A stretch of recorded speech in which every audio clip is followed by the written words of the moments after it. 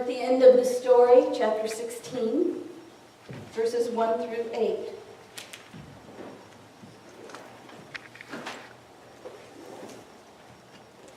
At the rising of the sun, after the Sabbath on the first day of the week, the two Marys and Salome brought sweet-smelling spices they had purchased to the tomb to anoint the body of Jesus. Along the way, they wondered to themselves how they would roll the heavy stone away from the opening. But when they arrived, the stone was already rolled away, in spite of its weight and size. Stepping through the opening, they were startled. They were startled to see a young man in a white robe seated inside and to the right.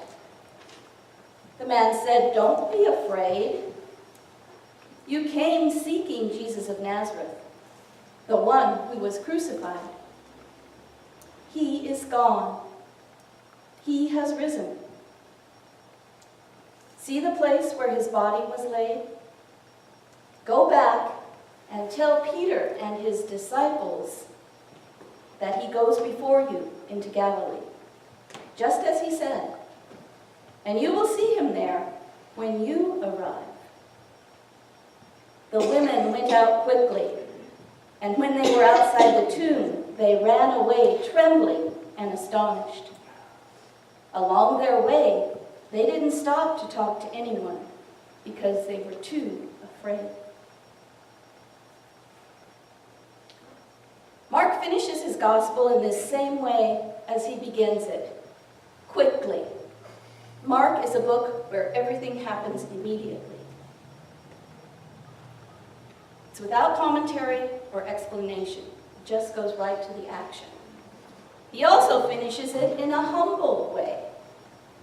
It is the lowly women who take center stage in this greatest miracle of Jesus.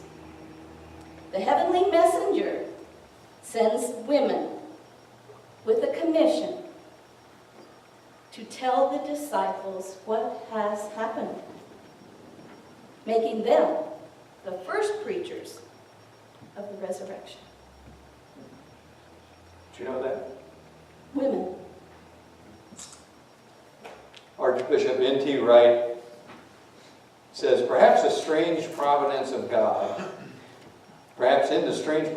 God, the way Mark's book originally ended encourages us all the more to explore not only the faith of the early church, that Jesus had indeed risen from the dead, but our own faith.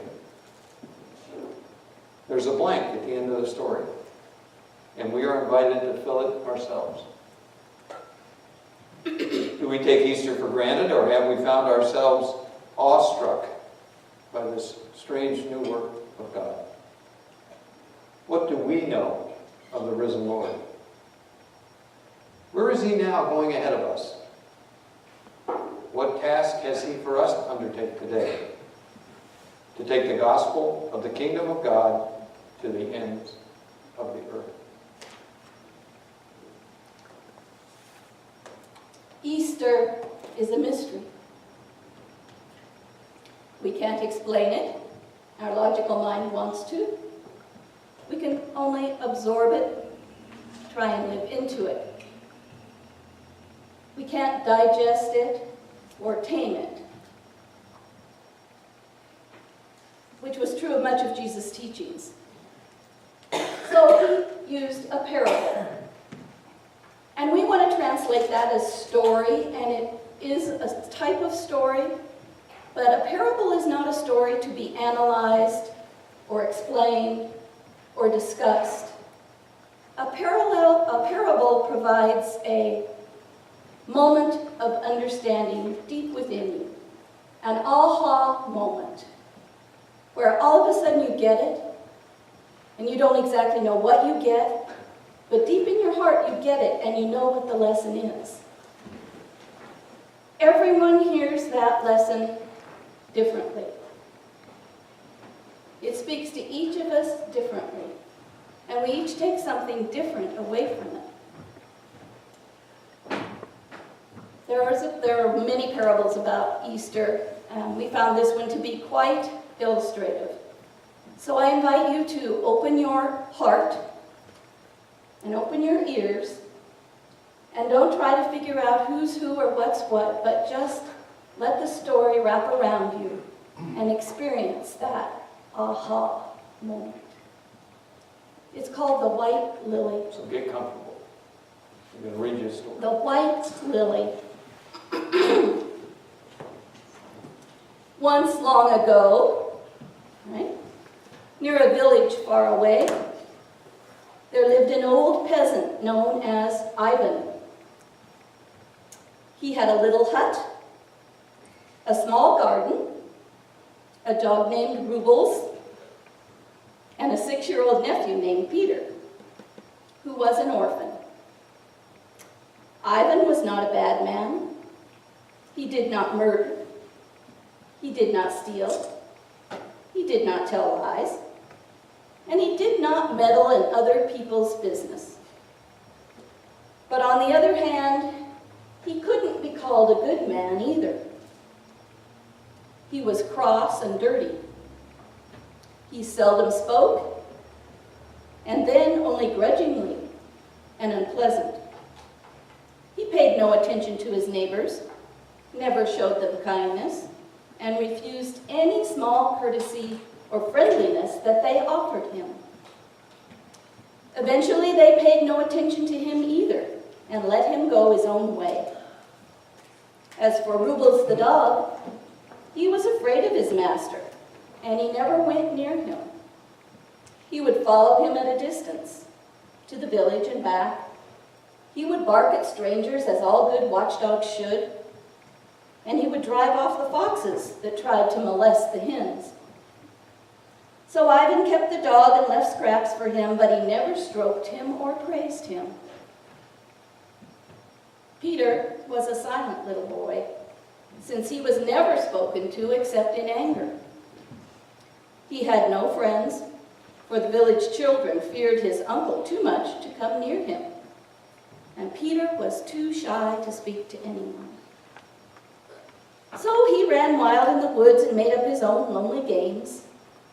He feared his Uncle Ivan, who had never beaten him hard, but had laid a stick to him now and then, and who spoke to him so fiercely that Peter was quite cowed and frightened. All this was bad enough, but added to it was filth and ugliness. The little cottage was brown and bleak. The windows, there were 2 quite nice ones, grimy and stained, the wooden rafters sooty, and all the walls and corners full of cobwebs. On the floor were the scraps and leavings of many meals, and mud dragged in from the rainy months. The hearth was black, the pots and kettles dingy, the big bed for Ivan and the trundle bed for Peter tumbled and unmade, the table littered and smeared, and the chairs half broken. It was all a sorry sight, and no better outdoors, for the doorsill was tumbled down, weeds grew everywhere, vegetables came up as best they could, and not a flower was to be seen. The living things themselves were even worse. Rubles was thin and dirty and full of burrs. Poor Peter wore rags, his hair grew long and was tangled with straw from his bed. He was so filthy one could scarcely see the boy beneath. As for Ivan, he was huge. His black hair and beard were unkempt, and he looked quite terrifying. His clothes were black with age. There was no washing of his hair. He was so unpleasant to look at that all he met turned their heads away, wrinkled their noses, and passed him as quickly as possible.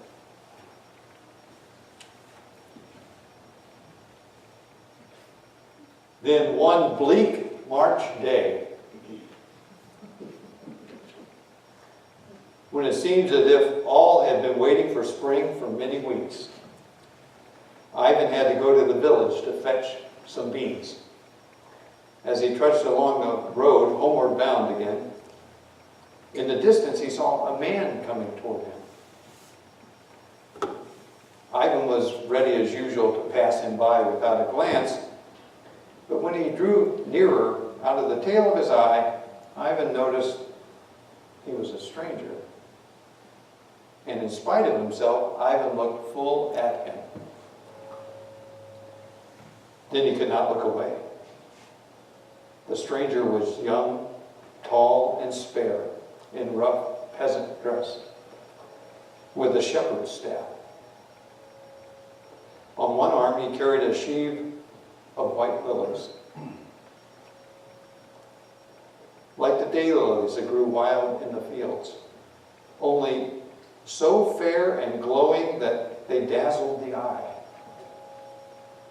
Ivan stopped in his tracks, and with a smile the stranger stopped also. While Ivan stared, the stranger looked him over slowly, from his broken boots to his lined and dirty face. Then he spoke. "Good day, friend." When there was only silence from Ivan and staring, the stranger spoke again. "What is it you see?" Ivan lifted his eyes then to the man's face.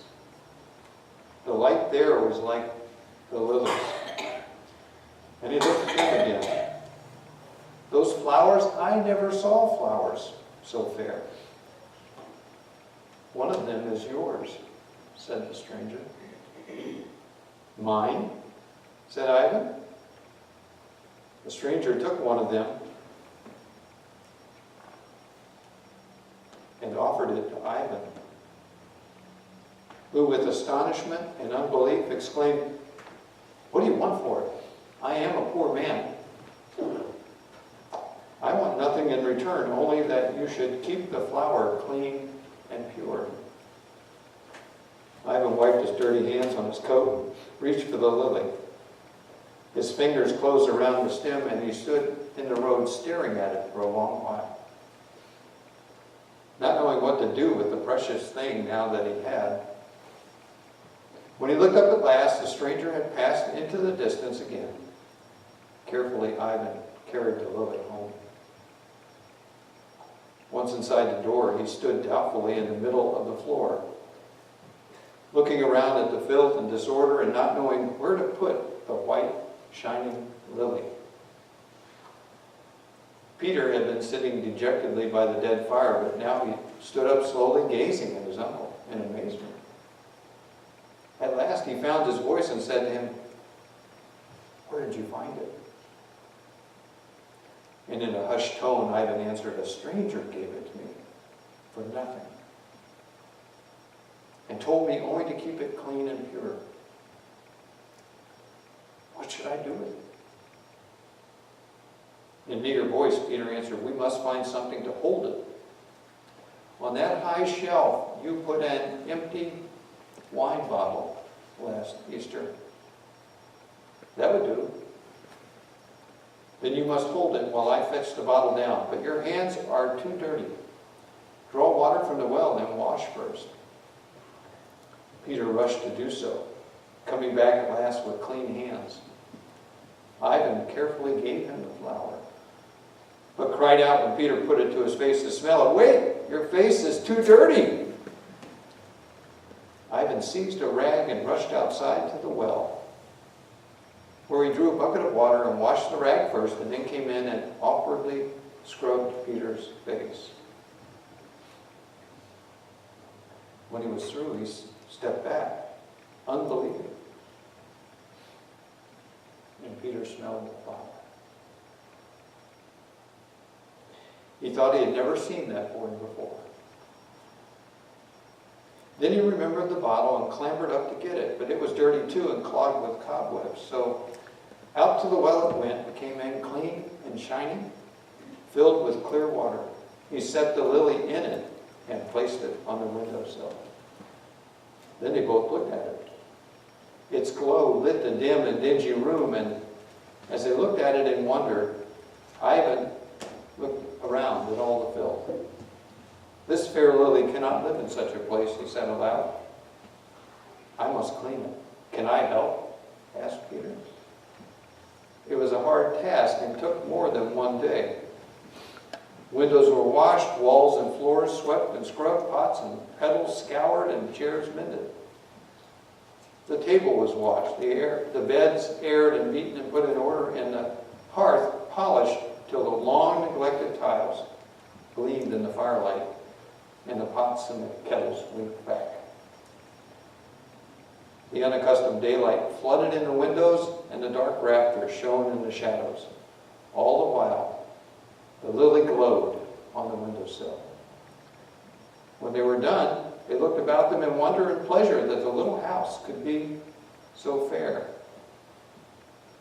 And then they saw each other. "We don't belong in a house like this," said Ivan. "Next we scrub ourselves."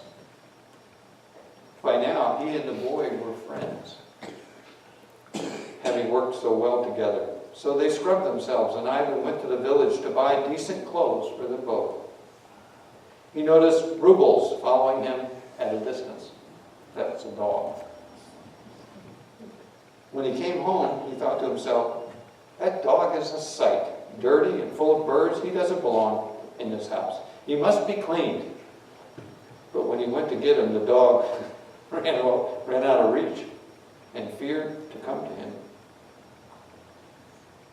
Ivan put gentleness in his tone, but it took nearly a day to win the dog, until with Peter's help he could brush him and wash him. After soft words and a good supper, Rubles no longer cowered and whined, but gazed at Ivan with a wondering love in his eyes, and beat his tail on the floor, and licked Ivan's hand. And Ivan felt a strange glow in his heart. So all was well within, but without? What of the broken sill and the brown tumbled garden thick with last year's weeds? "A house like this cannot live in a garden like that," said Ivan in a cheerful voice. "We must clean it up." So they went to work, while Rubles sat on his haunches to look at them. And the neighbor, passing by, stopped to watch. Perplexed and astounded, and scarcely recognizing the two who worked. "What are you staring at, neighbor?" called Ivan. "Come in to see our Lily, but first, go and fetch your good wife." And this the neighbor did in haste and astonishment, eager to be friendly at last to the old man and this little boy. For 7 days the lily glowed and gleamed on the windowsill, and all the life around it was transformed. Then on the 7th day it vanished. There was no trace of it to be found, though Ivan and Peter searched for it everywhere. But when Ivan looked at Peter's face, he thought, "The lily glows there still." When they saw the clean, pure house, and they spoke with love to each other, and greeted their neighbors, and tended the growing things in the new garden, each thought to himself, "The lily still lives, though we see it no longer." Got one more story to tell you. And it's a little more modern than that one. You know who John Wayne is? Yeah? One of my favorite John Wayne movies is called Big Jake. And that's named after, he played a character called Jake McCandless, who was estranged from his family, meaning his wife and his sons and his grandchildren lived away from him. But there was quite a bit of money involved.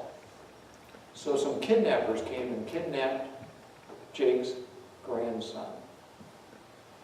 And his family sent a message to him, "Your grandson has been kidnapped." And he went after the kidnappers. And you know John Wayne always wins. last scene of the movie is kind of an Easter parable. Because John has put down all the kidnappers, and he's standing there with his arm around his grandson, and the kidnapper looks up at him and he says, "Who are you?" He said, "Jacob McCandless." The kidnapper said, "We thought you was dead." Not hardly. Not hardly. Not hardly.